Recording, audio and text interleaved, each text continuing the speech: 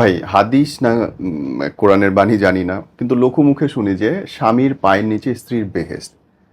কিন্তু এই স্বামী যদি জালেম হয়, এই স্বামী যদি অনেক খারাপ মানুষ হয়, মারে, অপরাধ করে, ঘুষ খায়, নানান কিছুতে জড়িত থাকে, তারপরেও কি তার সেবা যত্ন করার কোনো অর্থ থাকে, বা ইসলাম কি বলে? That's a very important question. প্রথমত একটা কথা বলবো যে স্বামীর পায়ের নিচে বেহেশত এরকম কোনো স্পষ্ট হাদিস কোথাও নেই। তবে এটাকে পরিপূর্ণ অস্বীকার করা যাবে না এই জন্য কারণ হাদিসের মর্মার্থ এমনই আছে।